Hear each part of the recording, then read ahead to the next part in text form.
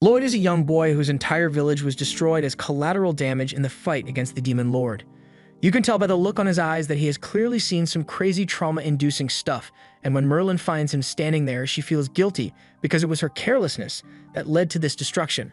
To atone for her mistake, she decides to take Lloyd in and give him a new home with her. And while he's living with her, she also decides to train him in the ways of magic. The first spell she tries teaching Lloyd is the flame spell, and her teaching method basically involves showing Lloyd the spell for approximately 3 seconds, and then telling him you won't get dinner today if he can't replicate the spell on his own.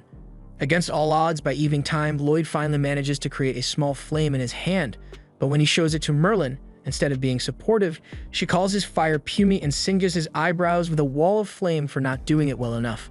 But she does let him have dinner since he learned the spell. The next day, Merlin switches training subjects and tells Lloyd he will be learning water magic today.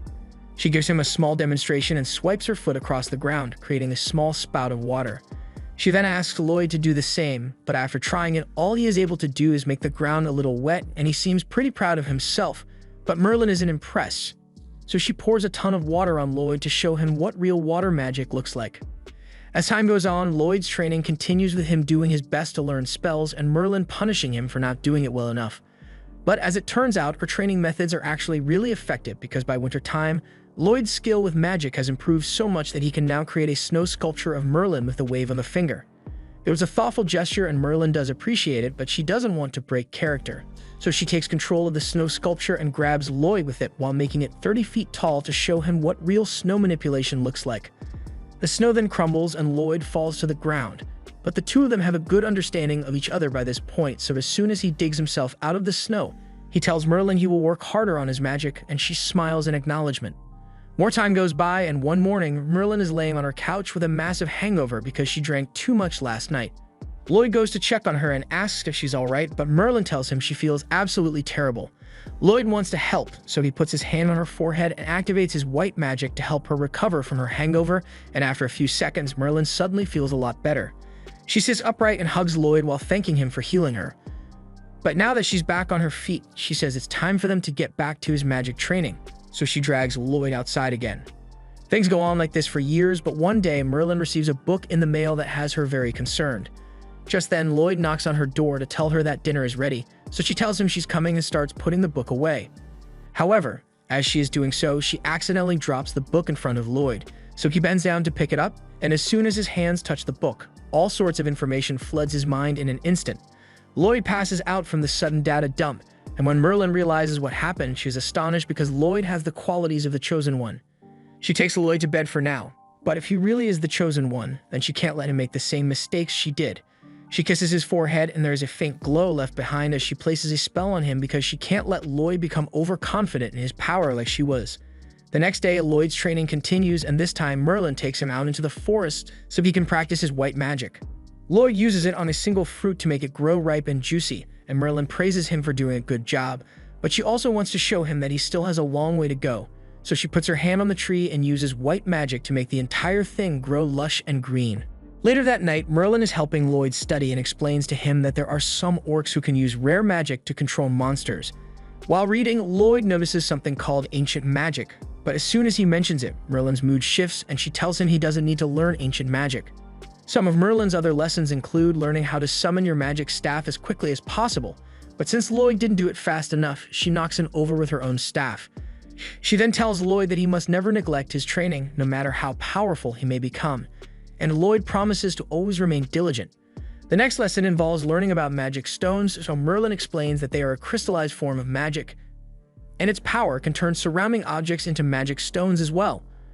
A few years go by and one day during one of Merlin's lessons, she takes Lloyd out into the middle of nowhere, gives him a knife, and tells him he has to survive in this forest and make it home on his own. She then skedaddles before Lloyd can make any objections, so he really is stuck out here now. And as soon as Merlin is gone, a white wolf walks into view and immediately attacks Lloyd. Lloyd runs for his life and ends up crawling up a tree to hide from the wolf. He doesn't think magic from a white mage like him would be enough to defeat a monster like that, so his only option is to run home while avoiding any and all monster encounters. But with that said, when he uses magic to scan the area so he can figure out which direction to go, he discovers that he's really far from home right now. He has no choice but to start slowly making his way through the forest, and when night falls, he spends his time studying his spells to make as many improvements as possible. Several days go by like this, and at one point, Lloyd accidentally steps on a twig that alerts a giant spider to his presence. Lloyd starts panicking and immediately runs in the opposite direction, while using a haste spell to boost his speed enough to outrun the spider. Eventually, he manages to make it home in one piece, but he collapses from exhaustion right outside the door, and when Merlin sees him, she is really proud of him for making it back on his own. A few more years go by, and one day, while Lloyd is busy cleaning, he notices a book on Merlin's desk about a town.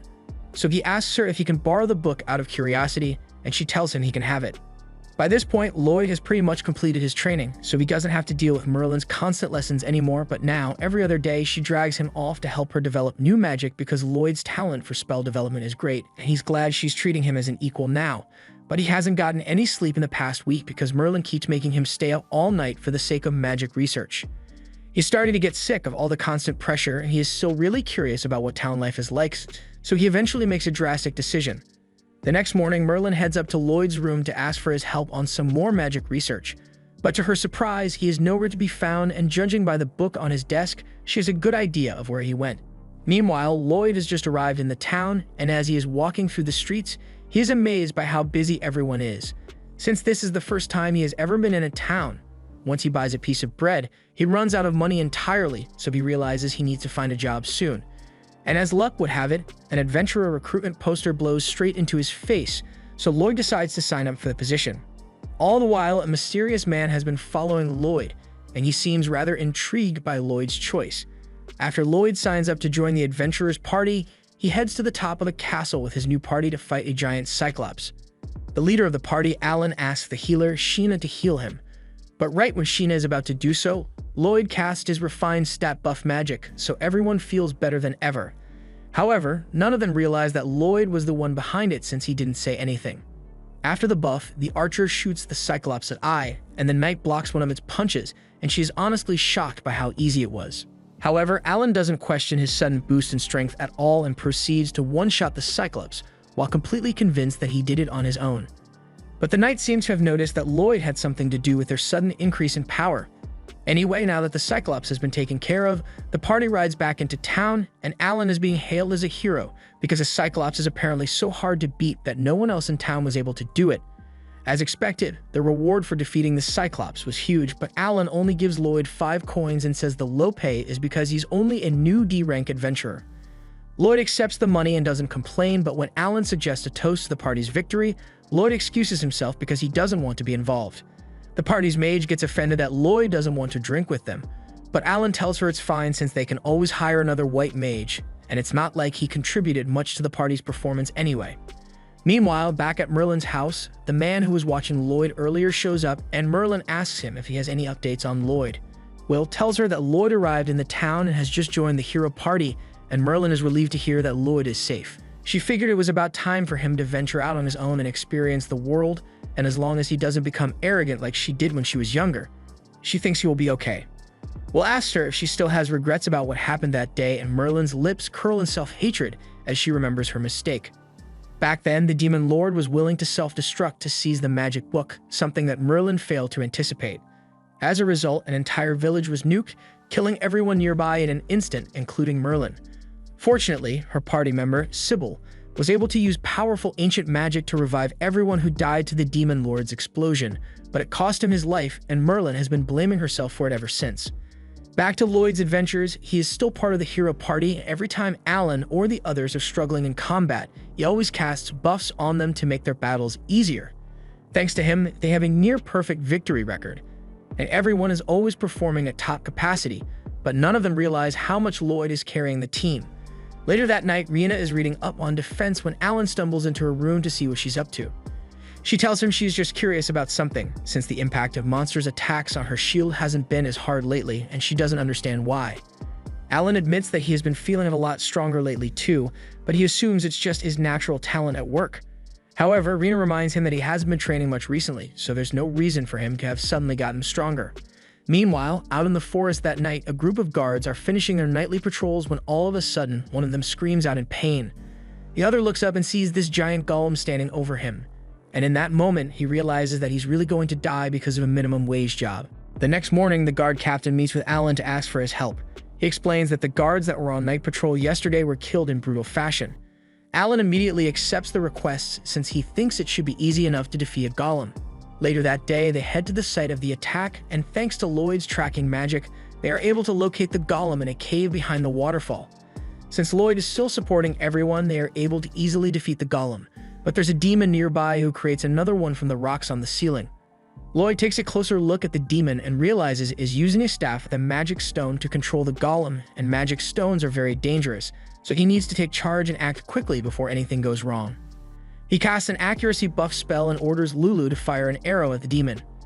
Lulu is a bit surprised by Lloyd's sudden order, especially since the demon is hiding behind a wall, but she does it anyway and her arrow somehow manages to connect. Lloyd then orders Mia to teleport the staff over to him, and as soon as she does so, Lloyd casts a spell to seal its power. Alan is getting pissed by the fact that Lloyd is ordering the others around when he's supposed to be the leader, so he tries to assert his dominance by charging in to deliver the final blow on the golem. Lloyd doesn't want to let him die, so he casts a speed boost spell on himself and runs forward to push Alan out of the way before the golem could squish his head. However, Alan doesn't even acknowledge the fact that Lloyd just saved his life and yells at him for getting in his way. Alan then proceeds to finish the golem off, and when everyone gets back to town, he fires Lloyd for getting on his nerves. He also accuses him of slacking off and never doing anything to help the team, and because of all the years of Merlin telling him his skills weren't good enough, Lloyd naturally believes he must be the problem here. He agrees to leave the party without much of a fuss, and over the next few days, he tries to find a new party to join, but it's really difficult since most parties are already full and white mages aren't in high demand.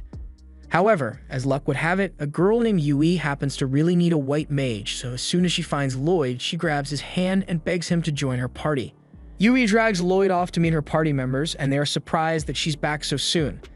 They assume she wasn't able to find a new white mage for their party since it'd be practically impossible to find one on such short notice, but to their surprise, Yui points to Lloyd and says he will be joining their party. There's just one problem with that though. Yui dragged Lloyd here without explaining anything to him, so he never agreed to join their party in the first place. The others had a feeling it was too good to be true, so they tell Yui they should just give up on the quest they were supposed to take on since they can't handle it without a white mage, and there's no guarantee that Lloyd would be strong enough to replace Clum in the first place. Everyone seems to agree that taking the quests as they are now is too risky, but Yui doesn't want to let their client down because she really needs help. Lloyd doesn't know all the details here, but he can tell that the quest is important, so he asks if they can just let some other party handle it instead. However, they tell him that there's no one else available to do it. The quest is A-rank difficulty, so only parties that are A-rank and above are allowed to accept the quest, but all the A-rank parties in the capital are already out on other missions, so no one's available. Yui's party is S-rank, so they meet the requirements for the mission, but since their usual white mage is gone, they would need to find a replacement. Unfortunately, according to the guild's rules, parties are only allowed to work with people who are registered as official members, so they can't just borrow a white mage from another party, and finding one who is unaffiliated on such short notice is pretty much impossible. Lloyd would love to help them, but he genuinely thinks he isn't strong enough to be of any help to an S-rank party. However, before he can say anything, Yui asserts that everything will be fine as long as they have Lloyd on their team. They end up taking Lloyd out into a field because they need to assess his abilities before he can join their party, but again, Lloyd never actually agreed to any of this. They end up taking him out into a field and Yui asks Lloyd to give them a demonstration of his power, but he is worried that his abilities will probably be disappointing to them since they are S-rank just like his master. Dagus tells Yui that it's not fair to put Lloyd on the spot like that and ask him to display his power, but if she's going to hold a test, she should at least specify what spell she wants him to use. Dagus has a point, so Yui tells Lloyd that he needs to cast enchantment magic on all of them, but Lloyd is shocked because that sounds way too easy to be an S-rank party test. Just to confirm, he asks her if she really just wants him to cast enhancement magic on everyone here, and Yui tells him he's right, but she wants him to cast it on all of them at once. This confuses Lloyd even more because he has cast enhancement magic on multiple targets several times, and it's barely even an inconvenience for him. So how could something like this be a test? At first he thinks there must be some hidden requirement they aren't telling him about, but nope. All they want is for Lloyd to cast enhancement magic on them, and to be honest, they think something like this might be too difficult for him. They ask Lloyd if he can do it, and Lloyd says he can, but he still doesn't really understand why the test is so easy. He summons his staff and proceeds to cast the enhancement magic, But Yui is more focused on the fact that he just summoned a staff out of nowhere. She asks Lloyd where he got that, so he explains that it was just some basic storage magic, so it's not a big deal.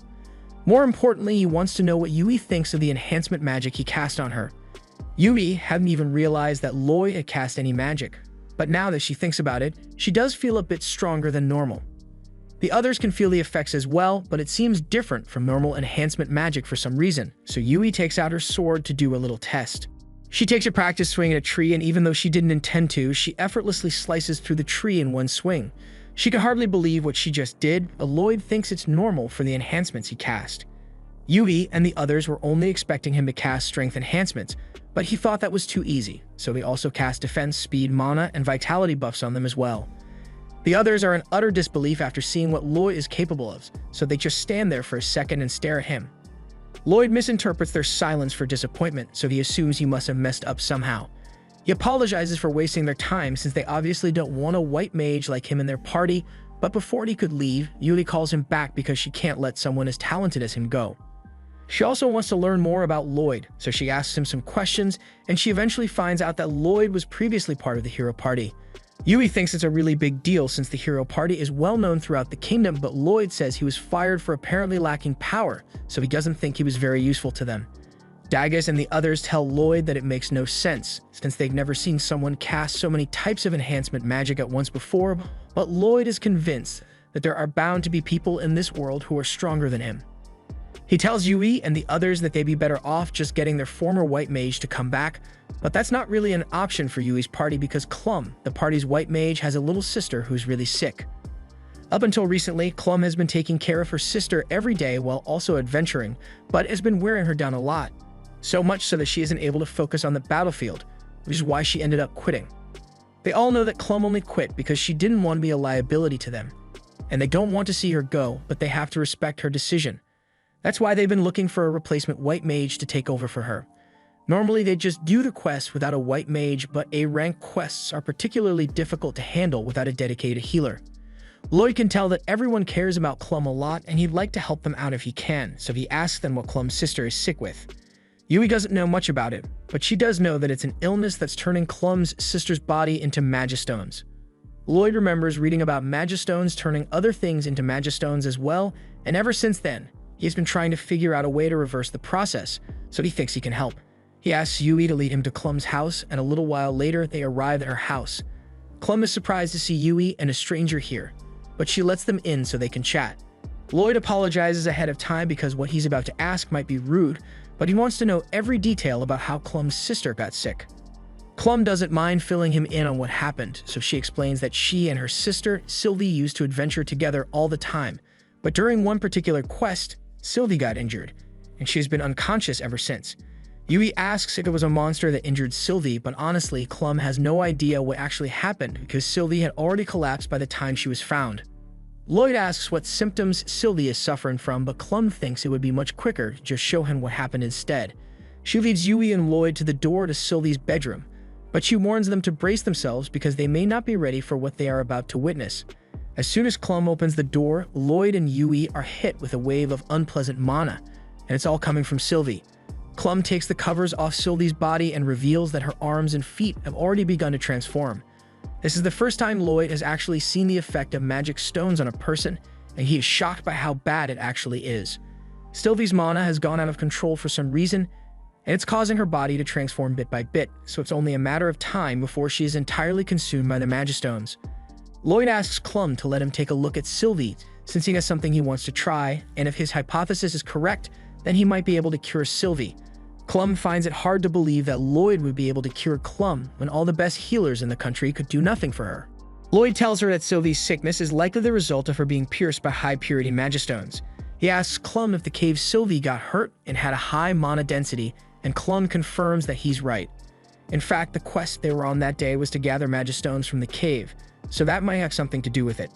Lloyd asks her to show him where Sylvie's wound is, so Clum points at it, and just as Lloyd had expected, a magistone must have entered Sylvie's body through her wound, and the magistone's mana is what's transforming her. So far, all of Lloyd's deductions have been correct, so Yui asks Clum to put her faith in him so he can perform the operation to save Sylvie's life.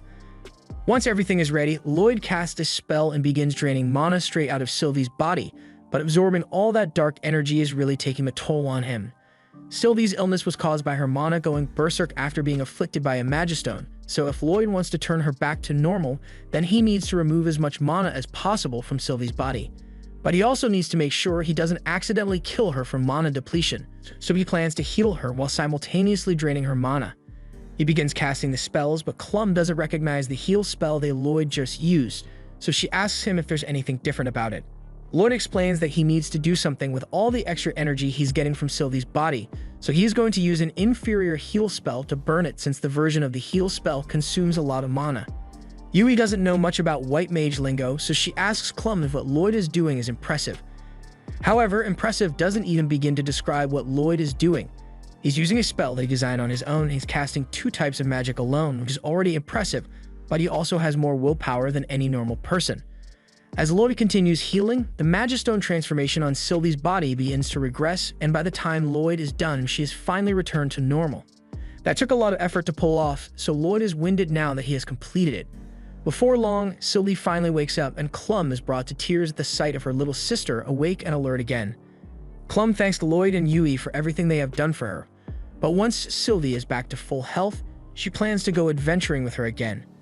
Yui is disappointed that Clum won't be rejoining her party, but she understands that Clum needs to stick by her sister's side, so she heads down the hall and says goodbye. Lloyd is about to leave as well, but before he goes, Clum calls him back and asks him to take good care of the party for her. Lloyd tells her he isn't even an official party member yet, and he thinks he's still too weak to be useful. Clum has no idea what Lloyd means when he calls himself weak, but she tells him to let his heart make the decision for him. Later that evening, Yui and Lloyd tell all the others about Sylvie being cured, and they all praise Lloyd for his hard work. However, since Clum said she wouldn't be returning, they are going to have to reevaluate their future as a party. Lloyd has come to like everyone here in a short amount of time he has known them, and he can tell that they all genuinely care for their teammates, unlike the hero party. He nervously asks them if they'd still want to accept him as their healer, and everyone was kind of hoping he would eventually agree to join them, so this is really good news for their party. To celebrate Lloyd officially joining their party, Yui tells him he can eat as much as he wants tonight because they'll cover the bill, and that's the nicest thing anyone has done for Lloyd since he came to this city. He digs in and starts devouring plate after plate of food because it tastes incredible to him. But the others don't understand why he's praising the food so much because this is pretty average for the city. Lloyd can't believe such complex flavors are considered average here, and it makes him start to question the food he ate as a child. The others ask what kind of food Lloyd used to eat, so he explains that he just ate whatever mushrooms or herbs his master grew in the garden with some meat hunted from the forest. But his master had the cooking skills of someone who considers salt spicy, so the food she made was always bland. Yui asks Lloyd to tell them what kind of person his master is because cooking skills aside, if she was able to teach Lloyd such impressive magic, then she must be amazing. Stolica asks if Lloyd's master is a white mage like him, but Lloyd never really thought to ask before he left home, so he isn't sure.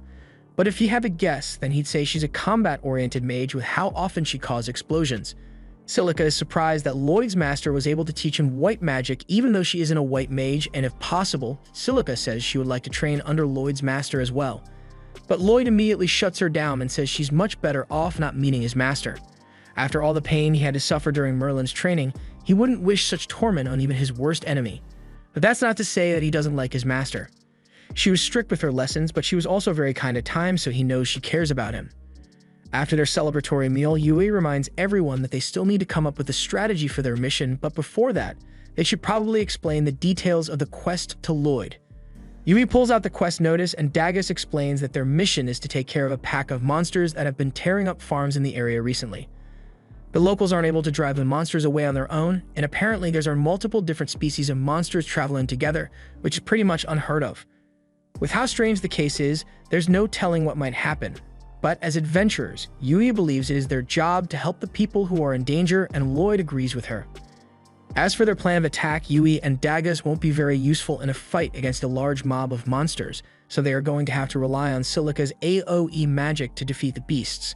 However, casting magic over a large area consumes a lot of mana, so Silica is worried that she won't be able to finish them all off depending on the size of the horde. Yui asks Lloyd if he can use any offensive spells, and Lloyd tells her he knows a few, but he doesn't think the spells of a white mage like him would be as good as those of a combat mage like Silica. Either way, they still need to come up with a battle plan, so Dagus suggests that he and Yui go out in front to draw the monster's attention, and once the monsters start chasing them, he'll lead them all into one spot so Silica can deal a final blow. As for Cross, his job will be to protect Silica while she casts her spell, and Lloyd will be on healing and support magic duty. Silica is a bit excited to receive support from Lloyd since she knows his buffs are incredibly strong, but Lloyd still doesn't understand why everyone thinks so highly of him. At first, Yui thought Lloyd was just being modest, but now she realizes that he genuinely doesn't understand how strong he is, so she tells him he should be a little more confident in his skills. Lloyd reminds her that he was kicked out of the hero party for lacking power, so he can't be that great, and the group still doesn't understand what kind of idiots would call Lloyd weak, but they fully trust in his abilities, and Lloyd is happy to hear that. Once they are done with the strategy meeting, they all head outside and agree to meet up tomorrow morning so they can begin their mission. They all start walking over to the inn together, but Dagus notices that Lloyd is walking in the opposite direction, so he goes over to ask him where he's going. It's a bit embarrassing, but Lloyd admits that he doesn't have enough money to afford an inn, so he has been sleeping under the bridge since he came to the city. Dagus refuses to let his new friend sleep under a bridge, so he hands Lloyd a bag of coins and tells him to take it. Lloyd tries to turn down the offer since he doesn't want to accept free money, but Dagus tells him he should just think of this as a short-term loan, and can just pay it back once he gets his share of the reward money for the mission. Lloyd is extremely thankful, so he promises to work hard to pay off the loan, and Dagus tells him to hurry up and come to the inn already. That night, Lloyd sleeps in a bed for the first time in a while, and he is unbelievably grateful that his teammates are such nice people. The next morning, Lloyd and the others gather outside Yui's house in preparation for the mission, and once Yui is ready, she comes out to join them. However, when she sees everyone standing there with no bags, she is confused since missions like these require a lot of luggage. The others explain that Lloyd actually helped them out and used his storage magic to hold all their bags and they wouldn't have to carry them. Lloyd offers to do the same for Yui, and once her bag has been stored, she thanks him for the help because carrying those bags always makes traveling so difficult. Lloyd says he can teach them how to use storage magic if they want since it's not that complex, but the others had no idea it was even possible for normal people like them to do. Lloyd explains that everyone is born with at least a little bit of mana, so it should be possible to learn storage magic, although it takes a lot of practice to increase the storage capacity of your spell. But even if their storage space won't be as large as Lloyd, it'd still be useful to learn, so they ask Lloyd to teach them, and he says he'd be happy to. A little while later, they begin their journey, and while traveling through the plains, they eventually come across the border to the nation of demons. The demons have been laying low for now, so things are fairly peaceful, but who knows when they might try to conquer this continent again. Meanwhile, out in the forest, there is a cloaked man performing some clearly evil voodoo, and it's definitely going to cause some problems later on. Lloyd and the others eventually make it to their first checkpoint for the trip, and they got here a lot earlier than they expected, so they plan to set up camp near the water. Lloyd pulls all the camp gear out of his storage, and everyone begins working together to set up the tents and prepare a fireplace for nighttime. It takes a while, and by the time they are done, Yui is all sweaty from the hard work. She asks Dagus if she can go take a bath in the river now, but Dagus says there's still a lot of work to be done because Yui needs to gather the firewood for tonight's dinner. However, Lloyd says he's willing to gather the firewood for Yui, so she thanks him and grabs Silica and drags her off so they can take a bath together. A little while later, Lloyd is out in the forest collecting dry wood, and once he's got enough, he prepares to head back to camp, but just then, he hears a scream coming from the water nearby.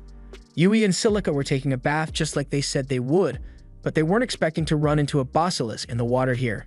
To make matters worse, they are both currently unarmed, so if Lloyd doesn't do something soon, then they are going to be eaten. He slides down the cliffside and launches a small fireball to get the monster's attention, and while it is distracted, he tells Yui and Silica to swim over to the shore. He then pulls their weapons out of storage and throws it to them, while simultaneously casting strengthening magic on them, and now that they are ready to fight, Yui jumps up and slices one of the basilisk's heads off in one swing.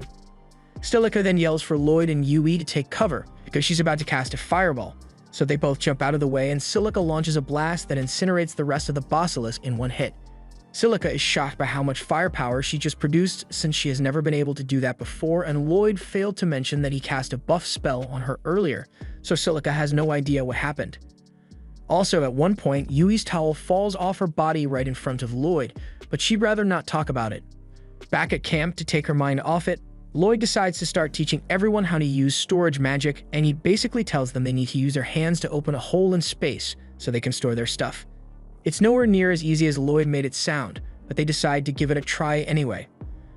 Unsurprisingly, none of them are able to make it work, and Lloyd thinks it's because he's a bad teacher, but Dagas assures him that his explanations were perfect. It's just going to take a while for them to figure it out since they are beginners.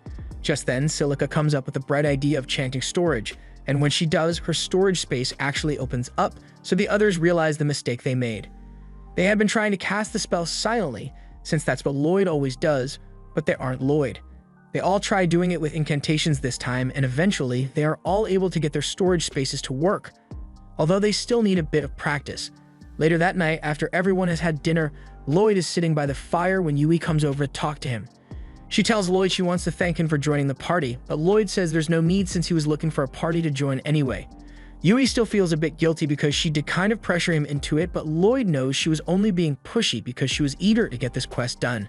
Speaking of which, Lloyd asks her why she is so personally invested in this quest, because he thinks it's strange when she has no connection to the area that's under attack.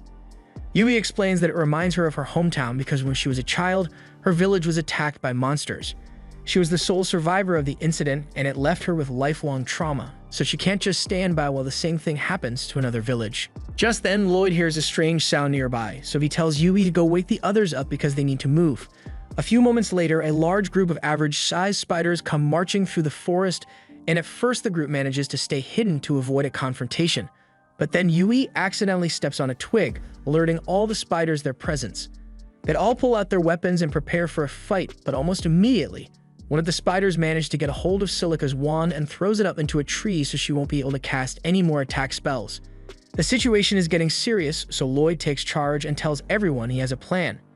First, he casts enhancement magic on everyone to make them stronger and sends Yui out to hold the spiders off, after which he asks Cross to go retrieve Silica's staff from the tree.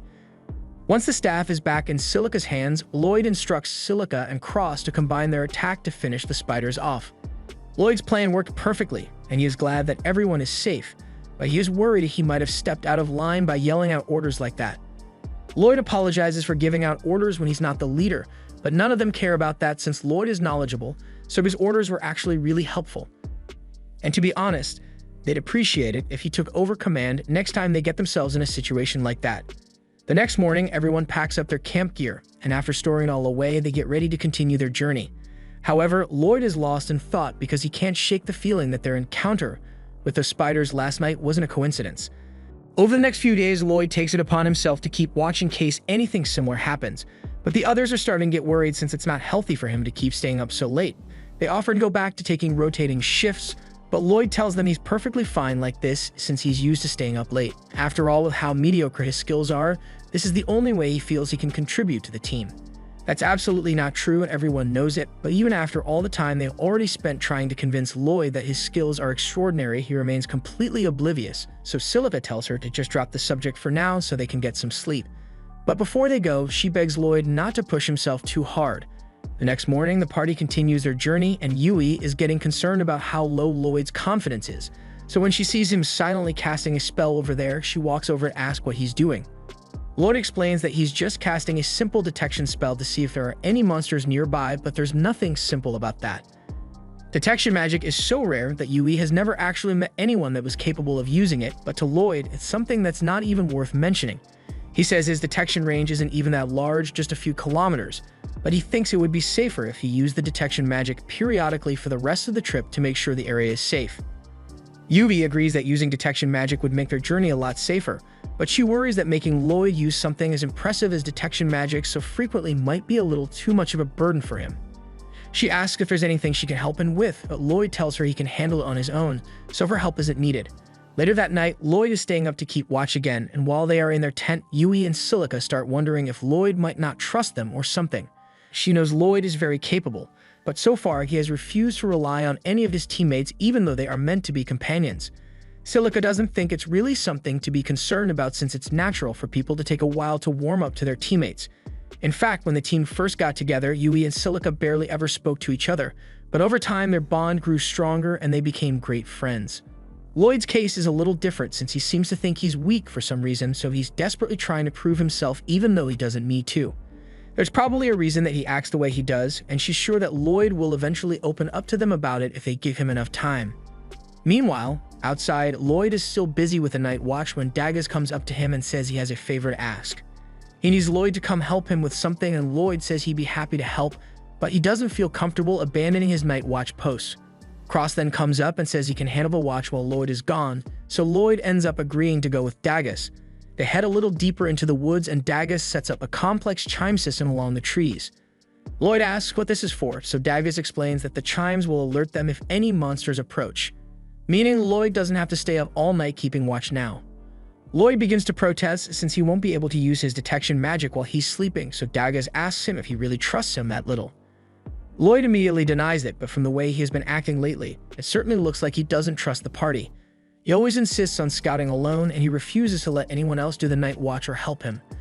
Lloyd assures Dagus that he definitely trusts the party, but for years, Merlin has been telling him that he needs to learn to do everything independently, and the first party he joined after coming to the capital called him useless, so he thought he needed to push himself in order to be useful to them. Dagus doesn't feel like Lloyd is a burden at all, but even if he were holding the team back a little, he'd have no problem with that. The whole reason they formed the team in the first place was so they could rely on each other for help, but Lloyd had literally never even considered the idea of relying on others, so it is a massive revelation to him. Dagus wonders what kind of torture Lloyd must have been put through to end up like this, but for now he says they should just get some sleep. The two head back to the camp, and Cross stands guard while Lloyd and Dagus get some shut-eye in the tent. Lloyd isn't used to the idea, but having true companions sounds nice, so he wants to give it a try. The next morning, Lloyd finds Yui and asks her if she can help fetch some water, but Yui just stands there frozen in disbelief for a moment because this is the first time Lloyd has ever asked her to help him with anything. But she is glad that Lloyd is finally relying on her, so she happily agrees to help him. Meanwhile, in a nearby castle, an evil count receives a report saying all the magic stones have been placed just like he requested. Michaels is pleased to hear this since everything is going according to plan, and thanks to the monster attacks he set up, almost all the adventurers in the capital have been dispatched on missions. Now, the only ones left there are the low-ranking adventurers and the hero party, and honestly, Michaels would have preferred it if the hero party was gone as well, but he's confident he can overwhelm them with his forces easily enough, so it won't be a problem. Back in the forest, Lloyd and the others keep moving forward, but Yui is starting to get a bad feeling about this place. It's unnaturally quiet here, and the others think it's strange that they haven't encountered a single monster since they entered this part of the forest. Yui asks Lloyd if he had anything to do with the strange absence of monsters, but Lloyd tells her the only spell he has been doing is casting detection magic, and it doesn't repel monsters at all. That means something else must be scaring the monsters away, so Lloyd increases the range of his detection magic to see if he can figure out what it is. After scanning for a few seconds, he finally spots something, so he tells everyone that there's a horde of monsters around 2.5 kilometers ahead. According to the map, that's the direction of the farm they were heading to, but before they talk about that, Yui asks Lloyd if seriously just scan everything in a 2-kilometer radius. Lloyd confirms it, and he still doesn't think it's anything special, but the others tell him that's over 10 times the distance that even the most talented mages are able to use. Lloyd had no idea 2 kilometers was so impressive, but he instinctively feels the need to downplay his accomplishment, so he tells everyone that 2 kilometers is pretty much his max, and it consumes a lot of mana, so he can't do it often, but that doesn't make it any less impressive.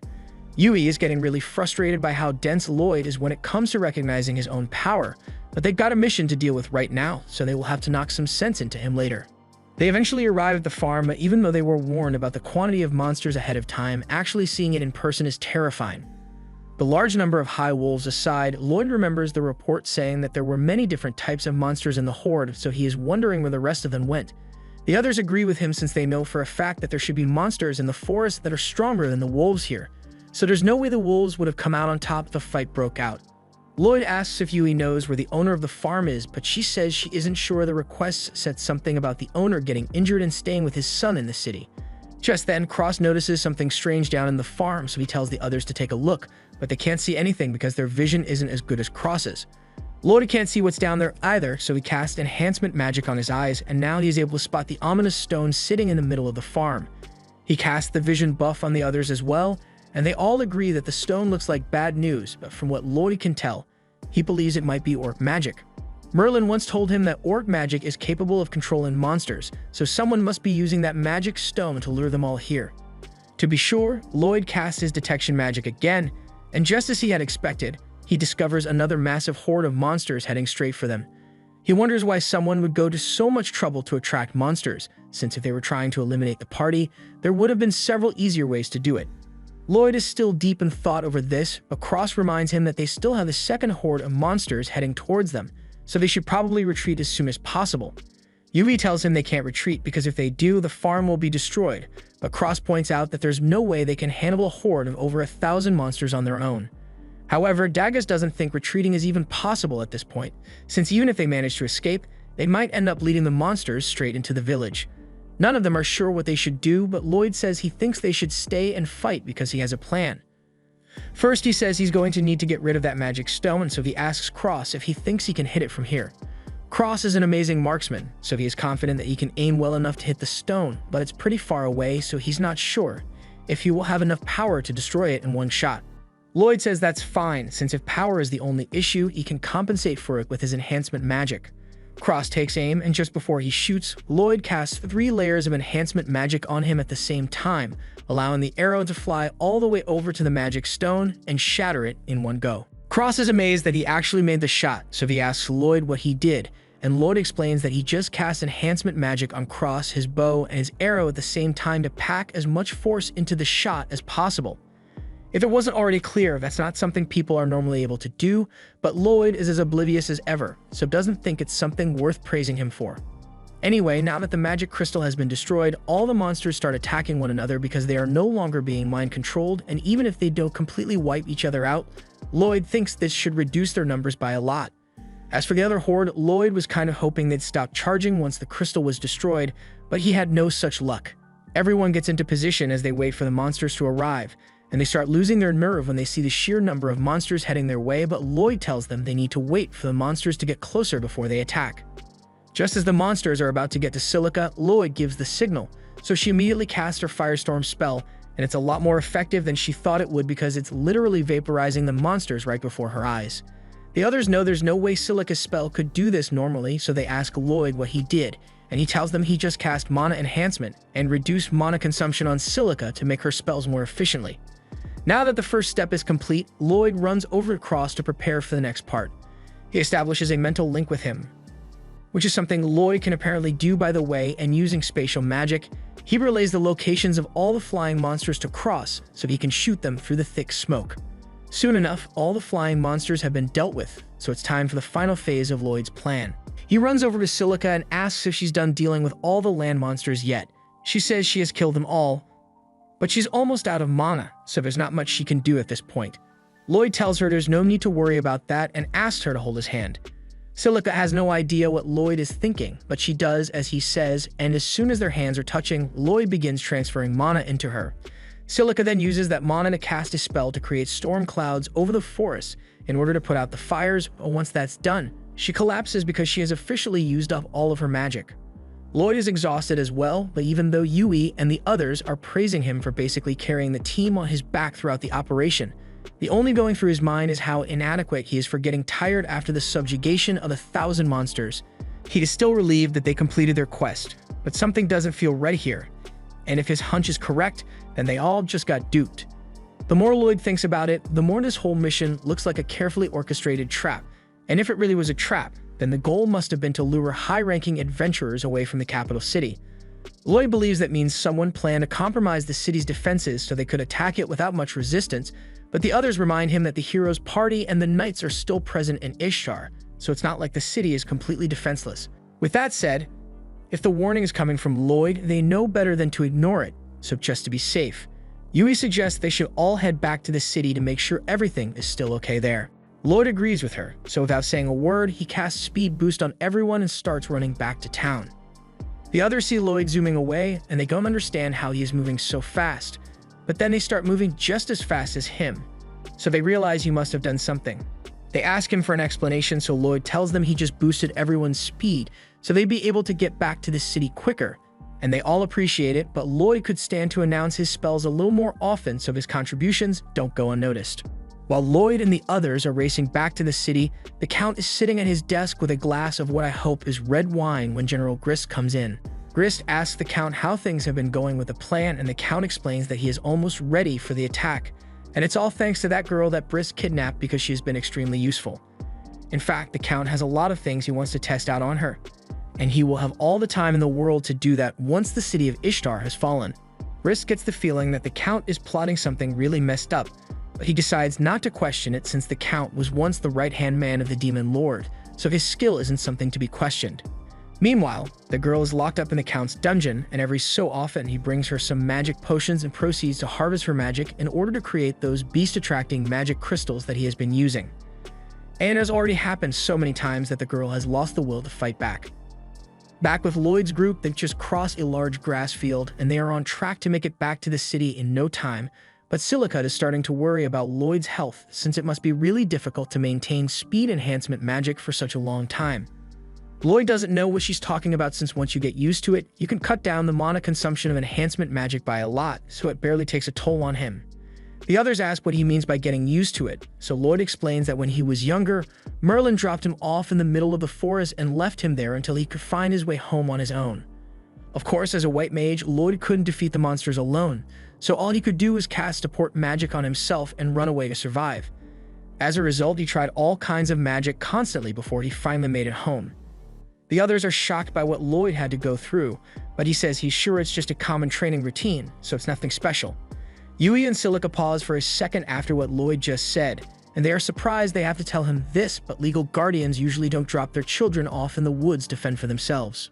They were trying to be as clear as possible, but Lloyd somehow interprets this to mean that normal children have to go through much worse for training, and he takes that as proof that his skills must be inadequate. Once everyone is done resting, Lloyd casts the enhancement magic on them again, and they continue their run to make it back to the city. But along the way, Lloyd suddenly stops dead in his tracks, causing everyone to fall over.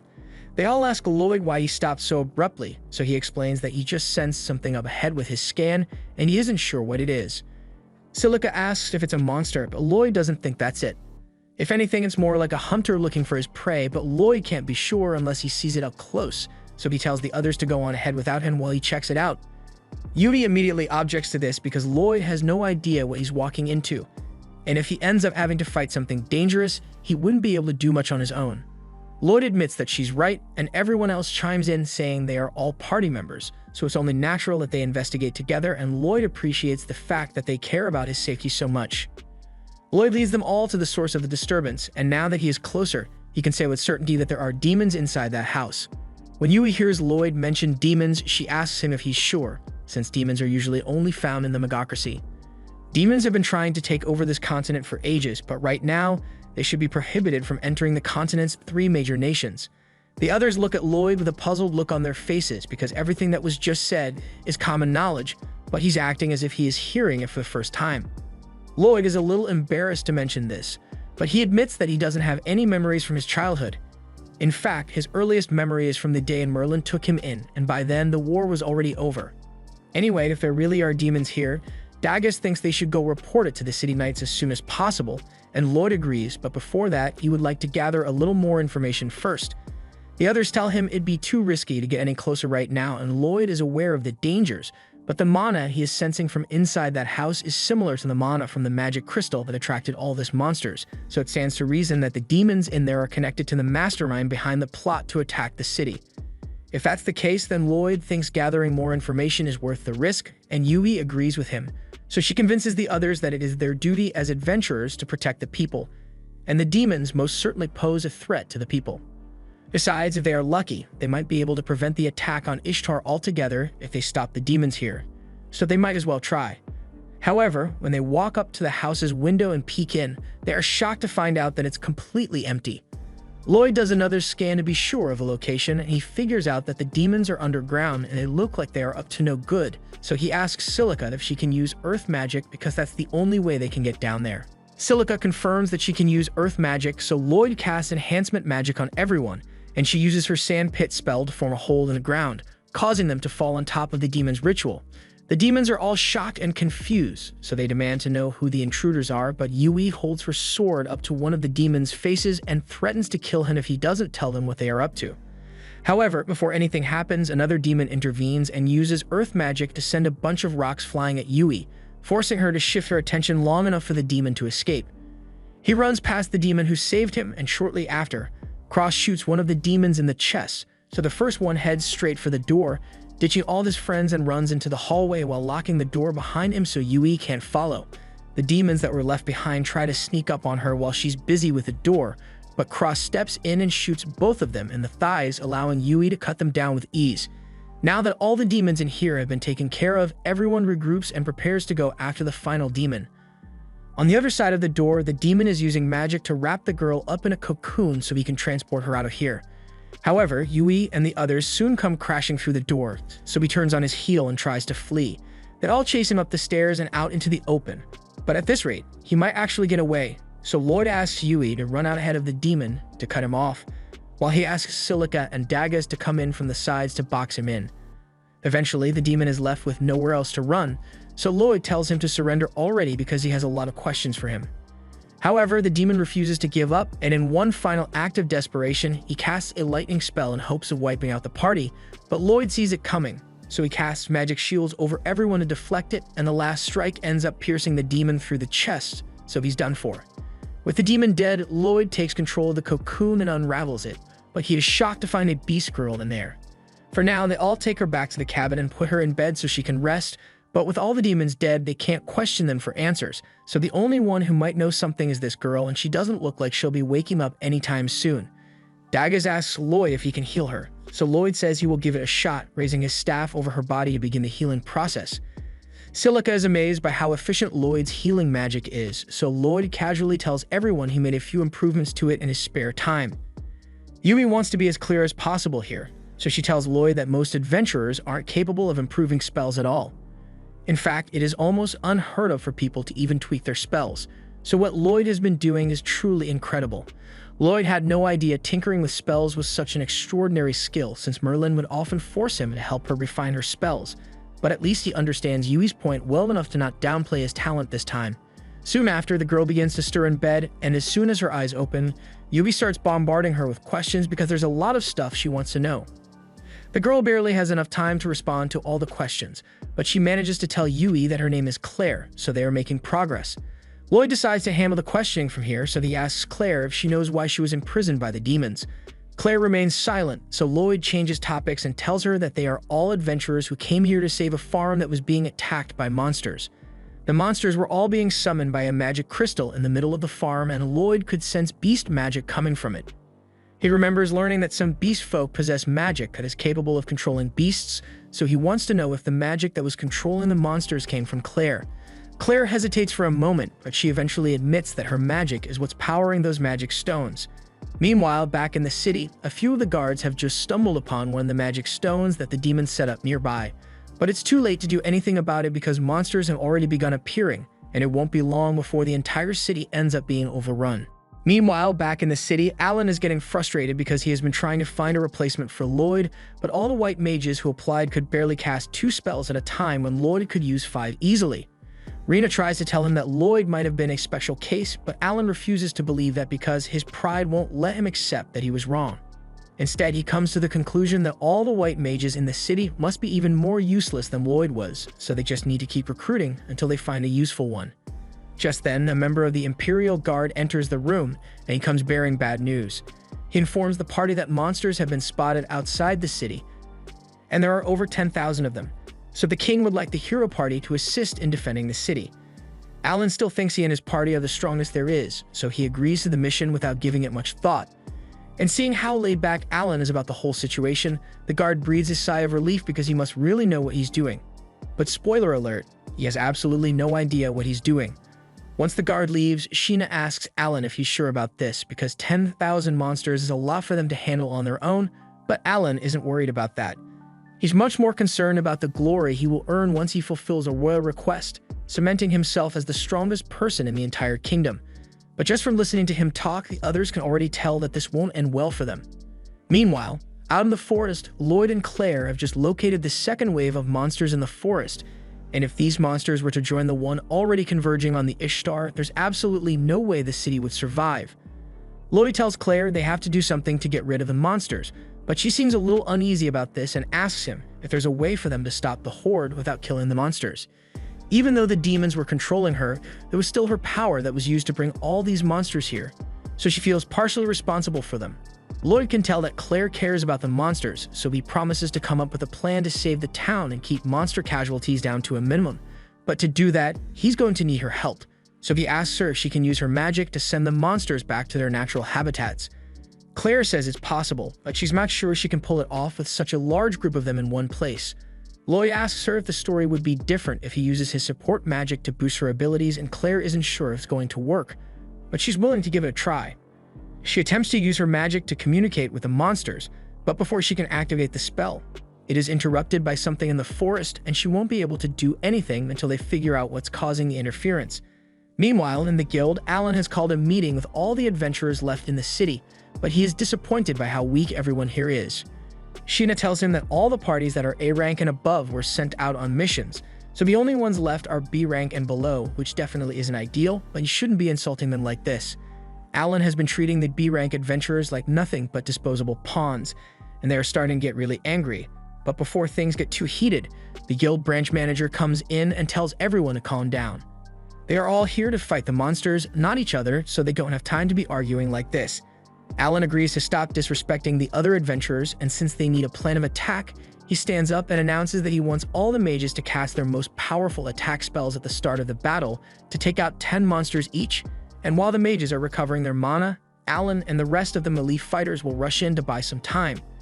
He intends to repeat the cycle as many times as necessary until all the monsters have been defeated, and in theory, it's not a bad strategy, but the adventurers tell Alan that they don't have the firepower to pull that off. At best, their strongest spells would only be enough to take one monster down, so there's no way they'd be able to kill 10 monsters each. Alan begins calling all of them incompetent, but then Mia speaks up and says she wouldn't be able to pull it off either. Alan asks what she's talking about, so she explains that a while ago her spell potency suddenly dropped and she hasn't been able to use magic as efficiently since.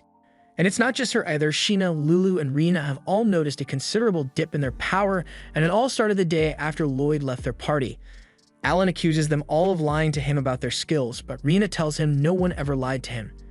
In fact, the same thing should be happening to him as well, and if he were even partially dedicated to his training, he might have figured out that he has gotten weaker by now, but he was too busy basking in the glory of being a hero. She flat out tells him he doesn't deserve his title, and all this was said in front of all the low-ranked adventurers, so Alan gets embarrassed and tries to prove his strength by punching Rena with full force. However, she effortlessly stops his punch with her palm, and if that were me, I'm hanging up my sword and becoming a farmer right then because I'm clearly not cut out for this. And the whole guild saw it too, so there's no way Alan's reputation is ever going to recover, especially after he just spent the last half hour calling everyone here weak. He runs out of the guild in embarrassment, and the adventurers are all left wondering how someone like him ever became a hero in the first place. They clearly can't rely on him to save them, so they all start wondering what they should do because it won't be long before the monsters begin their attack. They are starting to consider abandoning the city, but Rena tells everyone to calm down because she is still willing to stay and fight. The adventurers all feel reassured that someone as competent as Rena is still on their side, but Rena can't deny that the situation is really bad, so as the first order of business, she asks everyone if they have seen a man named Lloyd recently. While Rena is busy looking for him, Lloyd is still out in the forest with Claire, and they just located a magic crystal hidden in the woods. This thing is the same as the other ones Lloyd has seen so far, and the dark energy coming off it is probably what's interfering with Claire's spell, so unless they destroy it, she won't be able to regain control over the monsters. However, that's a lot easier said than done since there are bound to be at least a dozen of these scattered all throughout the forest, and finding them is going to be very difficult. Lloyd agrees that searching the whole forest will take forever, so he asks Claire if she can sense the location of the crystals since they are using her power. She confirms that she can feel the crystal's energy as long as she's close enough, but the forest is too big for her to effectively sense any of the crystal's locations. Lloyd tells her that won't be a problem because he has the perfect plan in mind, and before Claire even gets a chance to ask any questions, Lloyd has already cast sensory sharing and enhancement on her, so she can now sense all the magic crystals in the forest, and the exact locations of those crystals are directly relayed into Lloyd's mind. He then casts invisibility magic on both himself and Claire, so they can move through the forest without being detected by the monsters, and Claire is left speechless because he just did all of that without breaking a single sweat. Anyway, the two of them manage to sneak past the monsters, and Claire begins dispelling the dark magic in the crystals, while over in the city, all the adventurers have gathered outside the walls and are preparing for battle, but they are all still pretty worried. Earlier, Rena explained to them all that the person behind the success of the hero party was Lloyd, and he's the only reason they were able to come this far. If he was truly so important, the other adventurers ask her why Lloyd was kicked out of the heroes' party, and she admits that it was because of their short-sightedness. The title of heroes got to their heads, So when they performed well in battle, they always assumed it was due to their own strength, completely ignoring the effort Lloyd put into supporting the team. She tells them that their only hope is to ask Lloyd for help, but the guild manager tells her that Lloyd isn't in the city right now.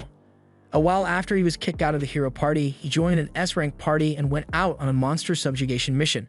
The journey to get there would take several days for a normal person, but Rena correctly surmises that Lloyd would be able to speed up the travel time with his support magic, so if they are lucky, then he might be on his way back right now. They don't really have any other options right now, so Rena tells everyone that they are going to be betting it all on Lloyd making it back in time to save them. They all trust Rena's judgment, but they can't shake the impending sense of doom they get when they see what they are up against. Rena's plan involves the archers firing the first round of shots to thin out the herd, and once the monsters enter the trenches they dug out, the shield bearers will all line up to keep them at bay while the mage squad hits them with all the magic they got. Keeping this up isn't going to be easy, but with this strategy, they should be able to hold their ground until Lloyd and his party make it back. Later that night, Yui and the others are closing in on Ishtar, and thankfully, Lloyd's speed boost is still in effect, so they should be able to continue running after a little break. Meanwhile, Lloyd and Claire have just found the final magic stone hidden in the forest, and once they disable it, all the monsters finally go back to normal. Unfortunately, the monsters in the area right now happen to be high wolves and blood panthers, and these two brutes have evolutionary beef, so the second they go back to normal, they start fighting each other. In the middle of the conflict, one of the monsters bumps into Claire, and the sudden disturbance dispels the invisibility magic that Lloyd had cast on her, so the monsters all turn their attention to her.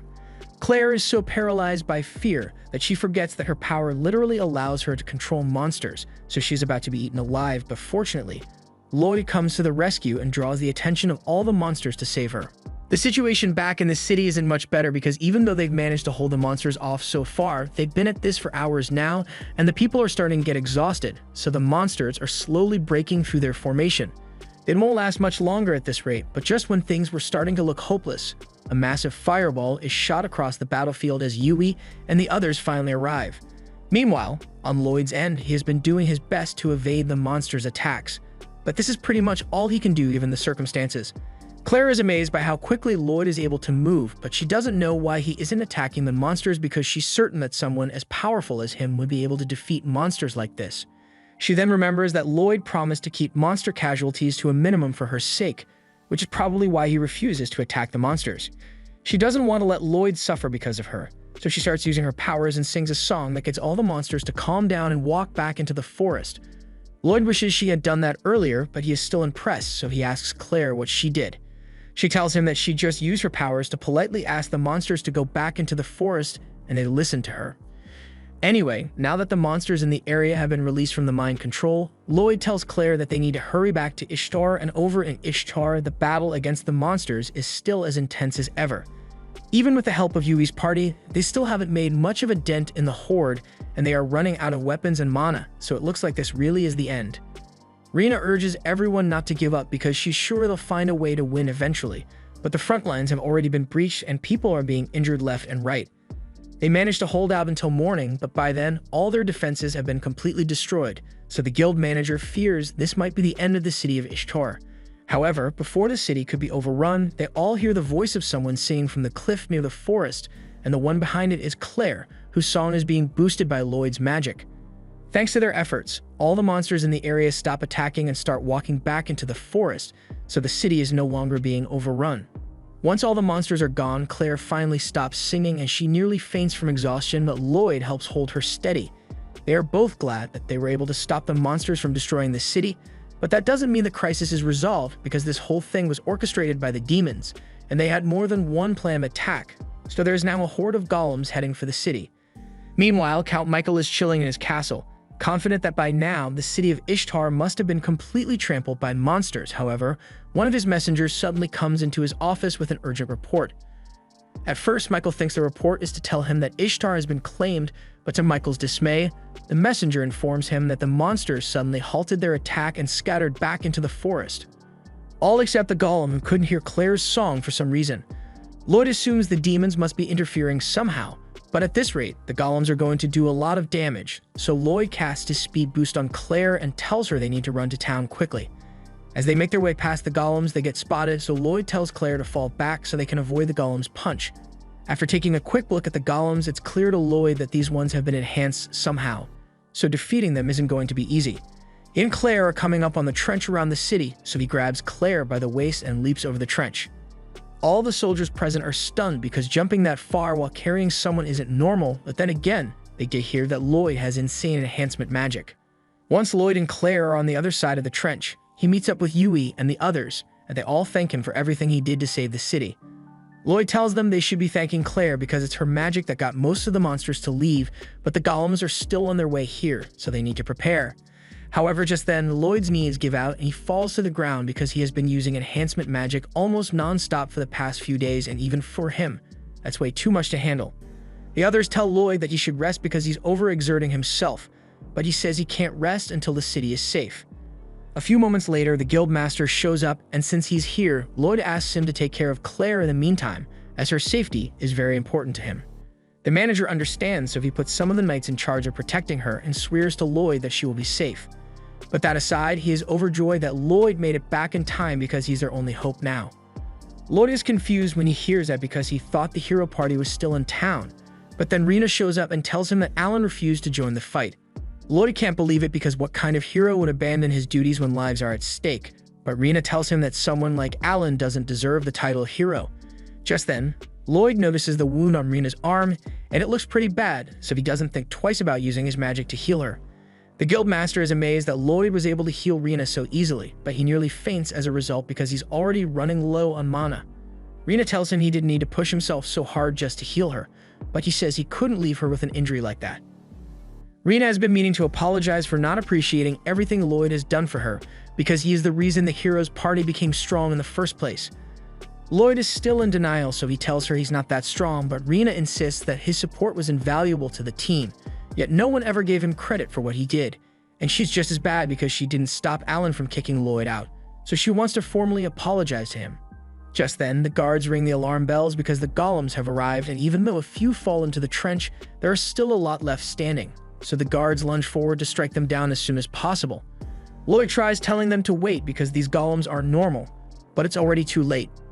The guard's sword shatters as soon as it touches the golem, and while he's standing there in disbelief, the golem proceeds to lay him out with a right hook.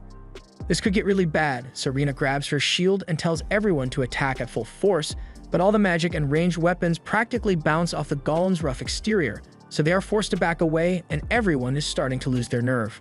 If they don't do something soon, the city might end up getting destroyed anyway, so Lloyd tells Yui that he's going to cast enhancement magic on everyone here. Yui asks Lloyd if he is sure he can handle it since casting enhancement magic on over 100 people sounds absolutely ludicrous, but he says he will be fine.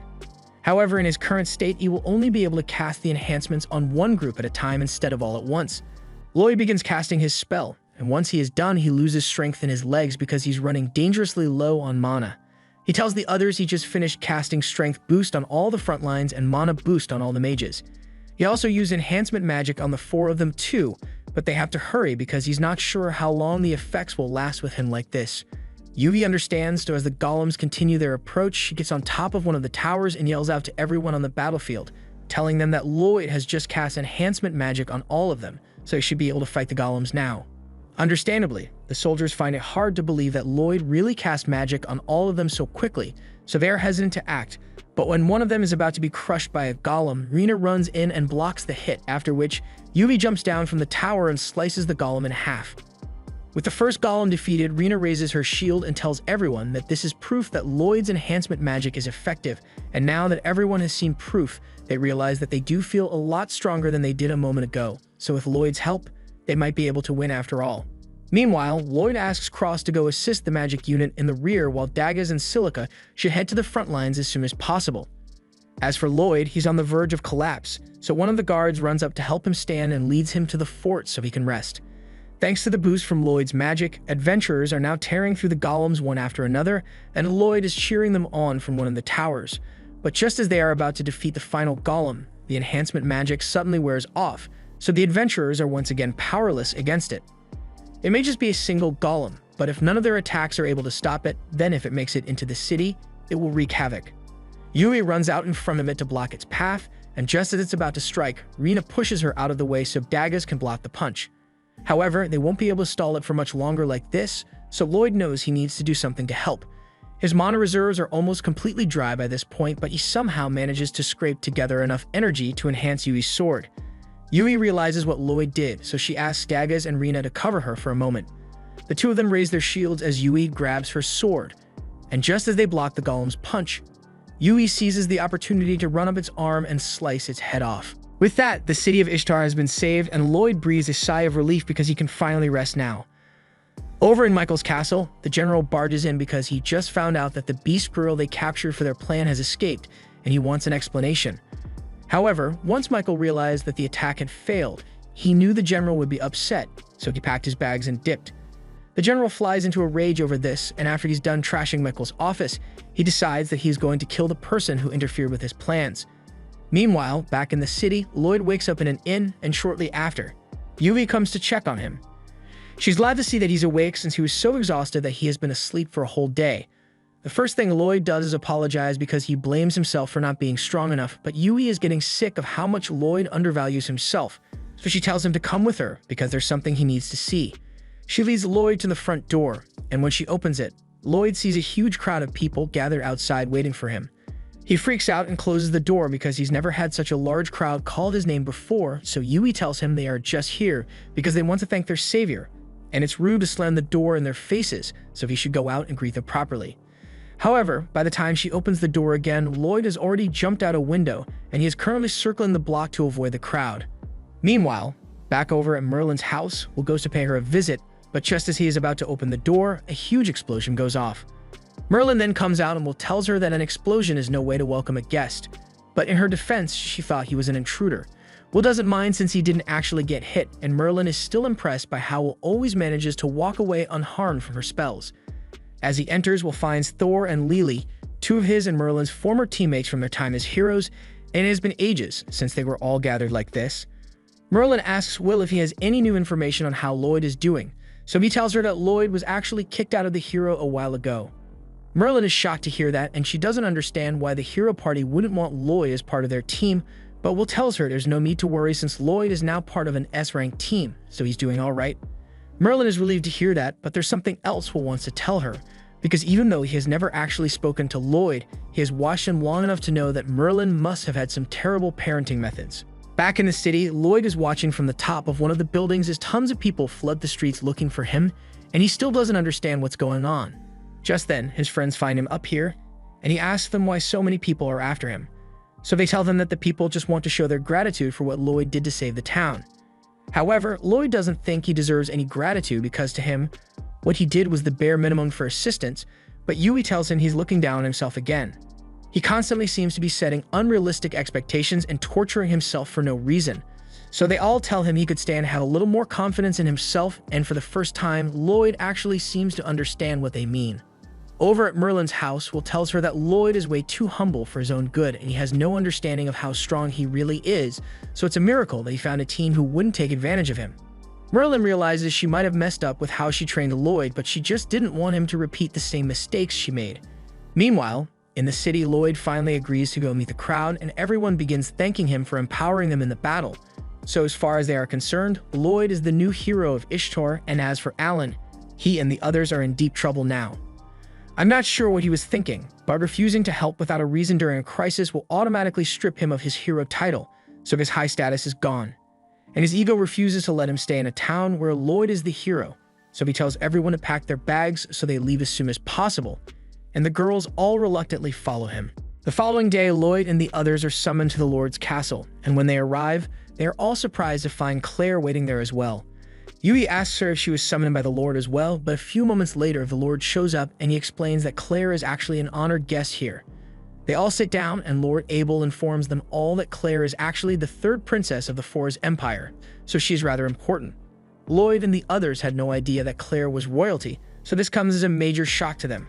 But that aside, Abel asks them what they think of Claire's power after seeing what it can do firsthand. Lloyd tells him that it is certainly amazing, but it is also terrifying because in the wrong hands, it could cause so much chaos. Which is exactly why Abel says they can't let her fall into the hands of the demons again. The Empire is going to want to retrieve its princess soon, so Abel has a special mission for Yui's party. He says he wants them to escort Claire to the royal capital, Sylphis, and normally, this would be a job for the royal knights, but that would draw too much attention and Abel doesn't want to risk alerting the demons to Claire's presence. It's clear that the demons crave Claire's power and Lloyd is certain that they won't give up so easily, so he and the rest of the team agree to escort her to the capital, and the following morning, they set out on their journey. 10 days go by and the group is still on their way to the capital, and Yui is starting to wonder how much farther they have to go. Daga says they should be arriving at a town soon, so they can rest once they get there, and that town happens to specialize in hot springs, so Yui asks Claire if she wants to visit one once they get there. Claire says she has never actually gotten to experience a hot spring before, and Yui screams in shock because Claire has been missing out big time. Meanwhile, the others lay under a tree and talk about how friendly Yui has been with Claire since the trip began. Part of it is the fact that Yui is just a friendly person, but it also helps keep the tension down since it's nerve-wracking to be reminded that they are technically on the run from demons. The group eventually arrives at the town, so the first thing they do is head to follow Yui's suggestion and head to a hot spring. Yui and Silica waste no time soaking in the bath, and they hardly pay any attention to how odd it is that there are no other patrons around. Claire, on the other hand, is too nervous to take off her towel since she's not used to bathing with other people, and it's a little embarrassing. Silica and Yui understand how she feels, but they tell her it's nothing to be embarrassed about since they are all girls here. Claire eventually gives in and agrees to get in the bath with them, but only on the condition that they don't stare at her too much. A few minutes later, Yui is staring straight at Claire's body, and just as Claire is starting to think she's being weird, Yui compliments her on her slim figure. She says it's fitting for a princess, but Claire is still insecure because she doesn't have mounds anywhere as large as Silica's. Yui's chest is also pretty big, but Silica says that's just because Yui got fat over the past few weeks. Yui gets up to argue, but then she remembers all the desserts and meat she has been eating lately, and it becomes clear that Silica was right, but Yui still doesn't like the fact that she's being laughed at. And while Yui and Silica are busy arguing about their chest sizes, Dagascross and Lloyd all wash each other's backs on the other side of the wall, hearing every single word. Dagas and Cross are doing their best to block out the impure thoughts, but Lloyd has something else on his mind right now. Since the demons want to recapture Claire, they are definitely going to make a move to get to her. It's unlikely that the demons will be capable of launching a full-scale attack within the kingdom, but a smaller elite unit is much more plausible, so Lloyd needs to develop some countermeasures. The original plan was for the group to stay in town for one night and get back on the road tomorrow morning, but Lloyd calls a meeting and tells everyone that he'd like to spend the next few days in this town because there are a few preparations he needs to make. Daga says he also wants to stay in town since he was planning to upgrade his gear, and Silica says she could use the time to experiment with her magic a little, so she's on board as well. As for Cross, he doesn't really care what Yui decides since he's fine either way, but with the majority of the group wanting to stay in town, Yui agrees to put a hold on their departure for a few days so everyone can make preparations. The next morning, Dagas heads out to take a look at the various weapon stores in the area, but even though he has been searching all morning, he hasn't found what he's looking for yet. As he is walking down the street, he spots Yui and Claire down by a boat, and they seem like they are on their way to go sightseeing. Yui asks him what he's doing, so Dagas explains that he has been meaning to get a new shield since the one he uses now is getting pretty old, but he hasn't had much luck finding a replacement, and he has already checked all the weapons shops in the city. Claire says she recalls seeing a weapons store in one of the back alleys, but the place did look pretty worn down, so she's not sure if Dagas will be able to find what he's looking for there. He makes his way to the store, but once he gets inside, he finds no one inside. He wonders if this place is abandoned, but then he notices all the high-quality weapons hanging on the wall, so he is sure he's in the right place. Just then, the owner comes out and he initially starts yelling because he thinks Dagas is one of the hooligans who like to cause trouble in his store, but Dagas has no idea what he's talking about and tells him that he just came here because he wants to take a look around, so the old man apologizes for the misunderstanding and lets him continue browsing. While Dagas is taking a look at the shield selection, a group of guys walk into the store and their leader, Karen, starts yelling for the old man to get out here. Just then, Karen notices Dagas over there and he's surprised to see that this place actually has a customer, so he obnoxiously yells over at him and asks if he's really here to shop. Dagas has no idea what these guys are up to, but he confirms that he's here because he wants to buy a weapon. And as soon as he says that, the guys all burst out in laughter. They assume Dagas must be a low-ranked adventurer if he's shopping at this rundown place, but just then, the owner comes out and he looks pissed. Karen smugly smiles at the owner and asks how business has been treating lately, but he already knows the answer to that because he has been making sure to interfere with a man's business every chance he gets. From what Dagas has heard, he realizes that Karen and his gang must be harassing the old man, so he steps in, but Karen's buddies tell him he had better mind his own business because Karen over here is an A rank, and there's no one in town who's stronger than him. At least that would be the case if an S-rank shield bearer wasn't standing right in front of him. However, Karen has no idea about Dagger's rank, so he continues to praise himself for being A rank. Dagger asks what an A-rank adventurer like him is doing harassing an old man. So Karen explains that he has been trying to get the man to sell him an artifact, but every time he comes here, the man turns him down because he says Karen isn't worthy. He doesn't want to sell that artifact to someone who wouldn't be able to bring out its full potential, but Karen isn't taking no for an answer, so he says he'll just beat the old man up until he hands it over. As soon as Karen says that, Dagger steps in and calls him a disgrace to all adventurers for even thinking about doing something like that. One of Karen's friends gets mad and throws a punch at Dagger, but that shit was weak, so Dagger grabs his arm and twists it behind his back. He then pulls his shield out of storage and rams the entire group out of the store, leaving Karen incredibly confused because he thought Dagger was just some random low-rank adventurer. But Dagger calmly pulls out his adventurer's ID and informs them that he's S-rank. He would have mentioned it earlier, but he thinks bragging about your rank is lame, so he didn't want to stoop down to their level. After everything that just happened, the old man has made up his mind, so he gets Dagger's attention and says he has a favor he'd like to ask of him. Meanwhile, back at the inn, Lloyd is busy working on his magic when Yui and Claire get back from their sightseeing.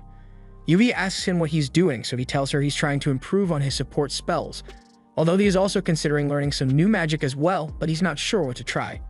Yui suggests that Lloyd should learn some attack spells, and he says he could do that, but he doesn't think it'd do much good since he's sure Silica's attack spells are better than anything he could do, and for once, Yui can understand why Lloyd would feel inferior since it's nearly impossible to find a mage as powerful as Silica, so her magic is no joke. Meanwhile, Silica is out in the forest training her magic. During the last battle, if Lloyd and Claire hadn't shown up when they did, then she is certain that they would have died. She can't keep relying on Lloyd to save the day, so she wants to get stronger, and to do that, she's going to have to upgrade her spells. She spends the next few hours working on a high-level fire spell, but so far, she hasn't been able to get it to work without it exploding in her face. However, she refuses to give up because this is all part of the learning process.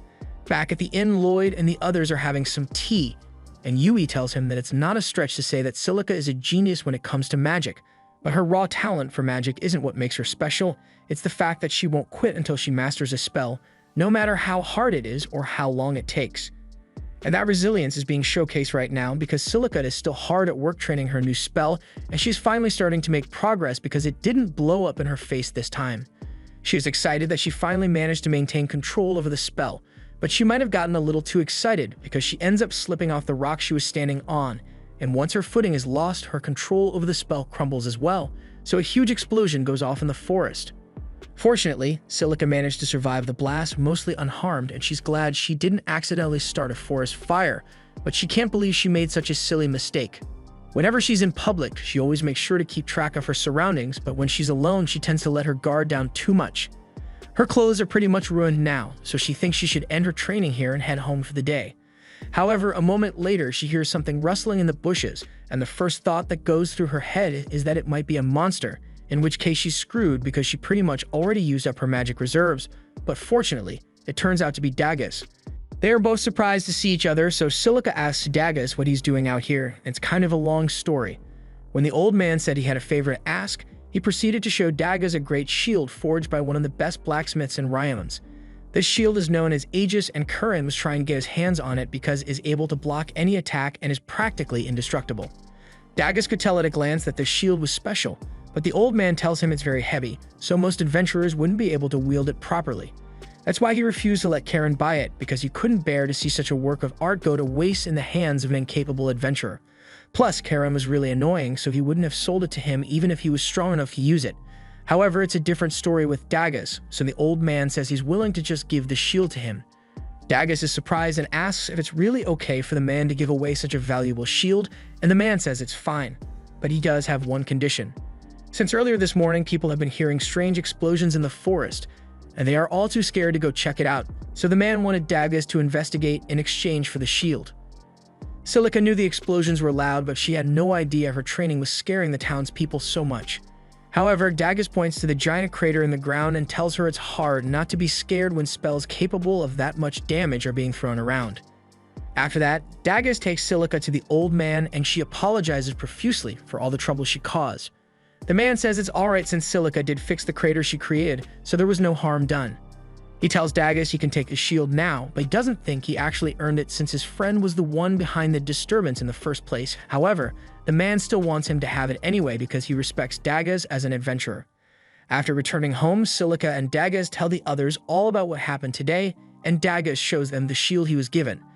They are all impressed that he managed to acquire a legendary shield and amazed that Silica has already mastered a new spell. Yui then asks her to demonstrate it later. Seeing Dagus and Silica improve their capabilities so much in one day makes Lloyd want to grow even stronger to keep up with them, and Cross is feeling a bit left out since he didn't do much today. Yui tells them there's no point in rushing since she's sure they'll all continue to grow stronger. But in the meantime, she says it's time to get some food, so she drags Claire off so they can go to a restaurant together. This was the end of episode 8. Subscribe to not miss the next part.